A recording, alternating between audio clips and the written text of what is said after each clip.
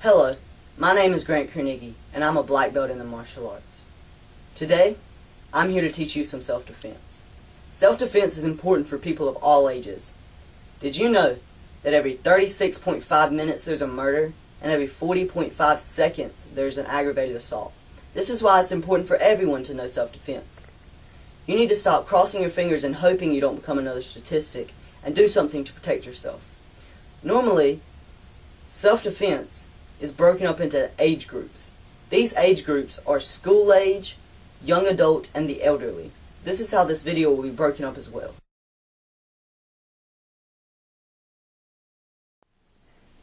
Students are often assaulted at school, and many times parents don't even know about it.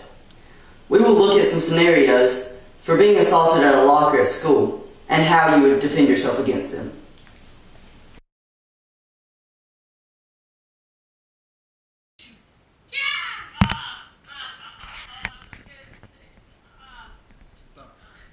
In this situation, an assailant puts a finger in her face.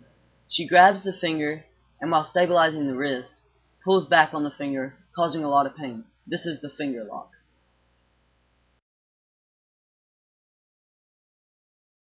Action.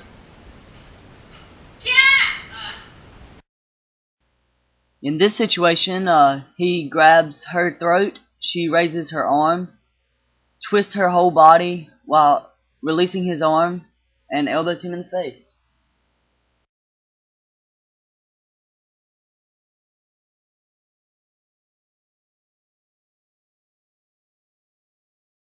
I told you I'm gonna get you.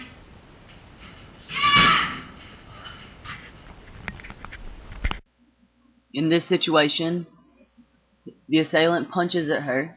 She moves out of the way, pushing his arm out of the way, grabs the back of his head, and throws his head into the locker.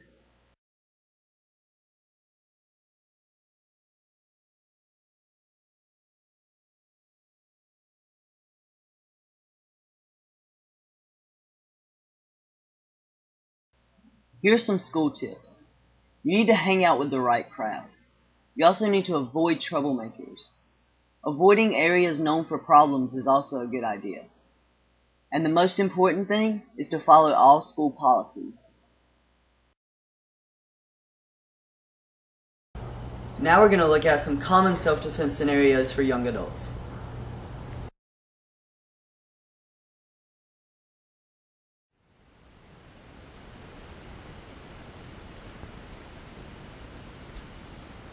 Give me your wallet.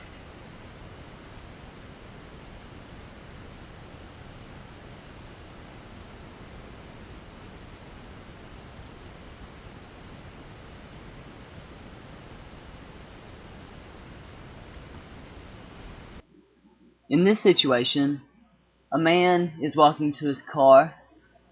As he opens the door, an assailant comes out from behind another car, approaches him demanding his wallet.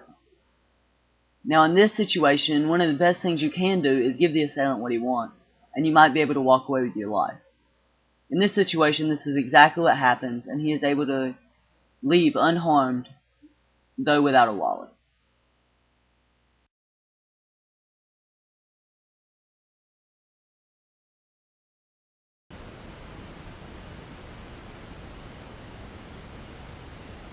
Give me your wallet.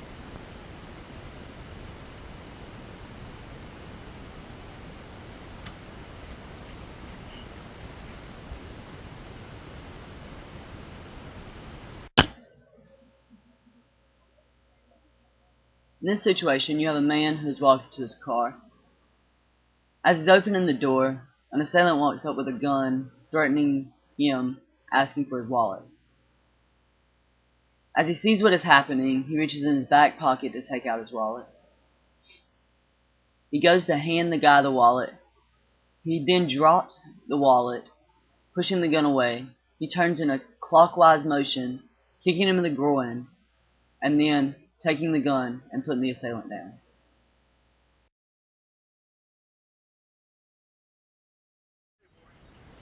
Tell you about hanging around here. Told you about coming around here. You don't listen to nobody, do you? Huh? I got something for you. Oh! Oh! In this situation, you have a guy reading on a wall. A man comes up threatening him. Things get heated. He goes to punch at him. He blocks it with the book, takes the book, and hits him in the side of the head.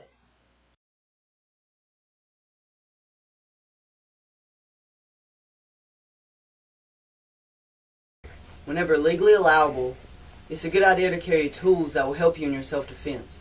Some of these tools include pepper spray, mace, or an expandable baton. This is an expandable baton.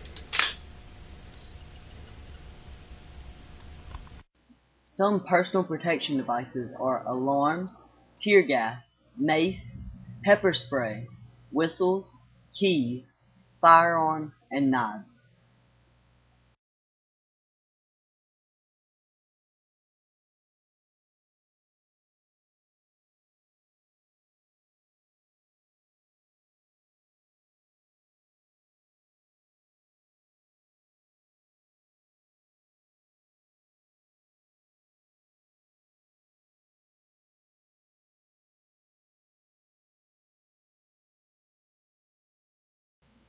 In this situation, you have a guy who's walking down the street. As he's walking, another man approaches him with a knife, threatening him. He steps back as he pulls out his expandable baton, whips it out. The guy comes at him with the knife, he hits it out of his hand, and then striking him again in the head, he knocks the assailant down.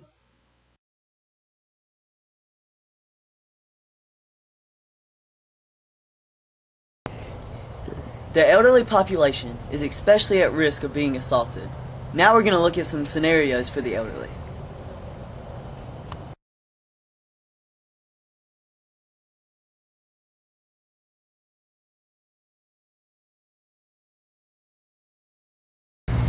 Hey, give me your wallet, old man. No, leave me alone. Oh!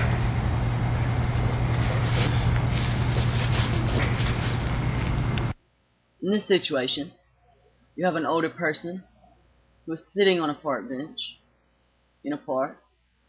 He's looking around at what all there is to see, and all of a sudden he is approached by another man.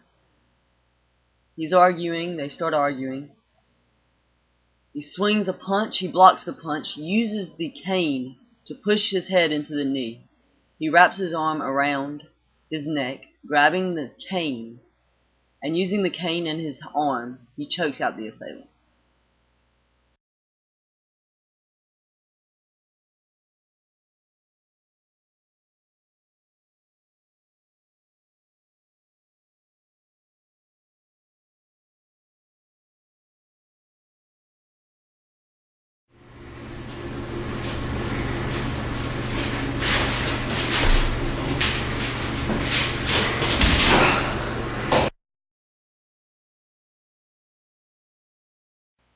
In this situation, you have a guy standing outside of a bathroom.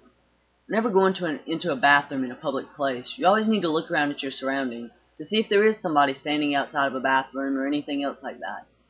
People standing outside of bathrooms normally do not have good intentions. As you can see in this situation, the guy follows him into the bathroom.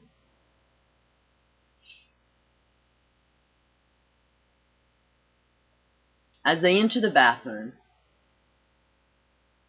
the assailant grabs the neck and throws him against the wall.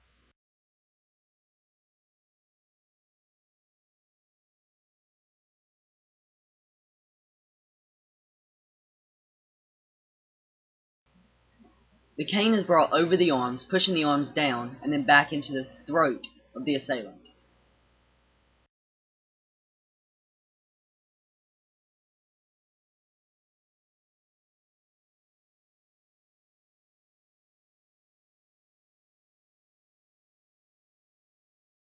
Hey, give me your money!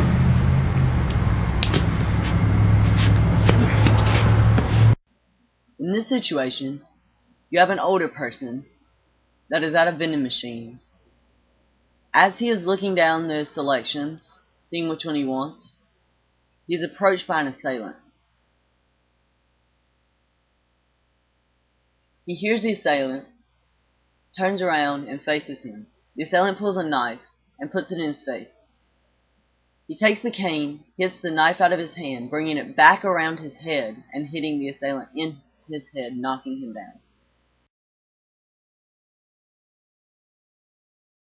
When many people think of a safe place, they think about their home. But is your home very safe? The majority of sexual assaults take place in a victim's home. According to the United States Department of Justice study, if you're home when a criminal gains entry, there is a 1 in 3 chance of becoming a victim of violence. Your first defense against intruders are your doors. You need to ensure that your garage doors stay closed when you're not at the house. Front, side, and rear doors need to stay locked whenever they're not in use. Sliding glass doors also need locks. Pet doors can be used by intruders as a way of entry. Door viewers or peepholes are a great idea as well, because you can see who is on the outside. You need to ensure that your door frames are also not rotten, so they are harder to kick in. Here's an example of a window inside of a door. Same situation, you get to break the window and unlock the door and get yourself in. There are many types of locks. Some types of locks are chain locks or bar type locks. There are single cylinder deadbolt locks and double cylinder deadbolt locks. There's keyless locks. Whenever you get a new house or apartment, you need to change the locks. And then you need to make sure that there's not a key under the mat, because that's the first place an intruder will look. Here's an example of a situation where they can break this window and unlock the door to get themselves in. You should keep your windows covered so that people can't see what's on the inside. You need to install good quality locks in your windows so that people can't get in. Interior lighting such as photoelectric cells, motion sensors, night lights, and timers attached to lamps are a good idea. Exterior lighting is key to keeping intruders out of your house, because if they think they'll be seen, they won't go. Yeah. If you have a large window in your house, make sure you have blinds or curtains to keep people from window shopping. If you have bushes, it's a good idea to trim them so that people can't hide behind them. Alarm systems are also nice. You can have silent or audible alarms. You can have an alarm around the perimeter. Motion detectors, you can put alarm signs in the window, and a monitoring alarm is also nice. Dogs are also very useful when it comes to keeping intruders out.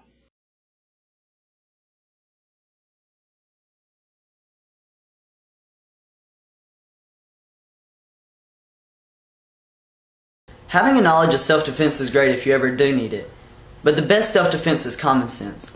You always need to be vigilant of your surroundings at all times. The best thing about knowing self-defense is the fact that you can protect yourself, but if you play your cards right, you will never have to use this great knowledge that you have attained.